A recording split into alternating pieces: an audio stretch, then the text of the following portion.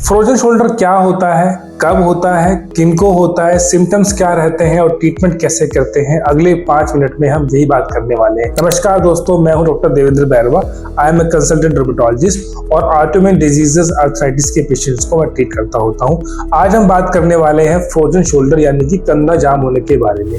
Frozen shoulder की बीमारी बहुत अनकॉमन नहीं है क्योंकि 2 से 5% लोगों के अंदर ये बीमारी देखने को मिलती है। मोस्ट कॉमनली 50 to 70 ईयर्स के एज के बीच ही बीमारी होती है।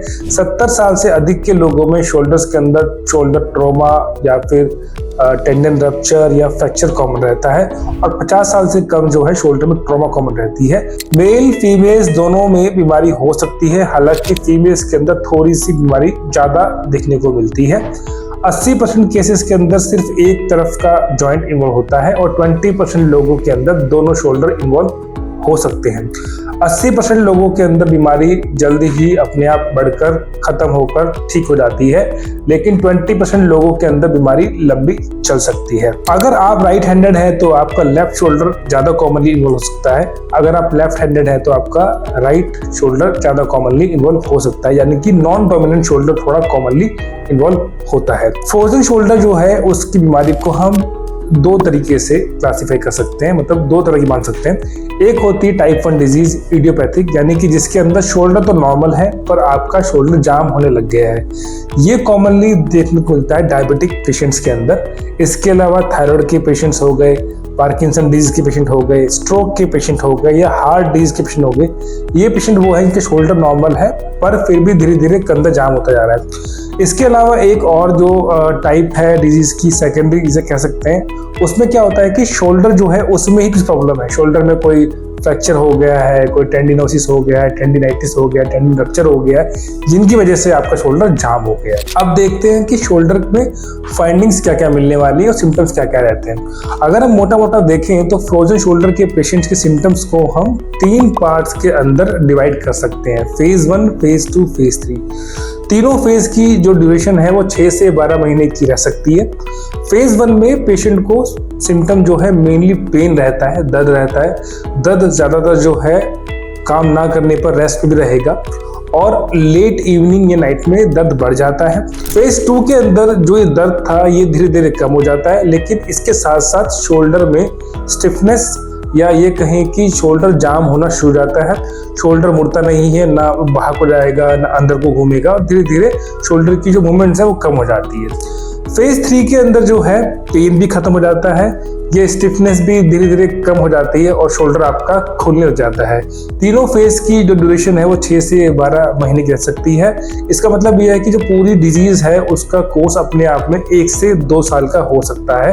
80% लोगों में बीमारी ठीक हो जाती है, हालांकि 20% लोगों के अंदर हो सकता है कि कुछ और साल तक ये बीमारी चलती रहे। अब आते हैं कि फाइंडिंग्स क्या मिलती है इनके अंदर। अगर किसी का फ्रोजन शोल्डर है तो उसको शोल्डर चलाने में दिक्कत होगी। फॉर एग्जांपल ये शोल्डर है, अगर इसको हम बाहर की तरफ से मोड़ते हैं तो ये बाहर की तरफ नहीं मुड़ेगा, अंदर की तरफ नहीं मुड़ेगा। इसके साथ साथ अगर आपको हाथ जो है उठा करके रखना है पीछे कमर पर तो इसको आप रख नहीं पाएंगे। इन सब मूवमेंट्स के अंदर आपका पेन भी हो सकता है, साथ साथ आपका हो सकता है कि मूवमेंट हो ही ना। ये फाइंडिंग आपको देखने को मिलेगी।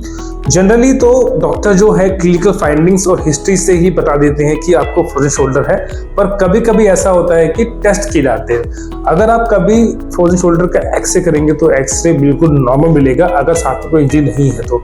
हो सकता है थोड़ी बहुत हड्डी की डेंसिटी कम हो, जिसको ऑस्टियोपेनिया बोलते हैं, अदरवाइज कोई चेंजेस नहीं मिलते एक्सरे के अंदर। एमआरआई करने की जरूरत नहीं पड़ती है, लेकिन डॉक्टर्स आमतौर पर एमआरआई इसलिए करते हैं कि शोल्डर के अंदर कोई और पैथोलॉजी ना पड़ी हो।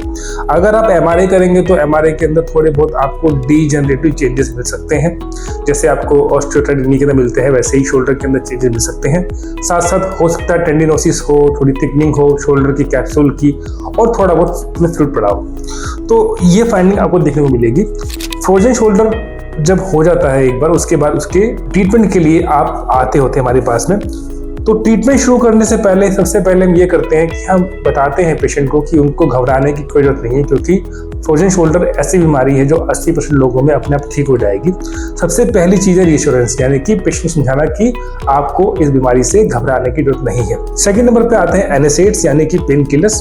डॉक्टर की निगरानी में कम से कम अवधि के लिए कम से कम डोज में आप पेन किलर ले सकते हैं अगर दर्द बहुत ज़्यादा है और आप अपना रूटीन काम नहीं कर पा रहे हैं तो। इसके बाद सबसे इम्पॉर्टेंट और जो डेफिनेटिव स्टेप है वो है एक्सरसाइज।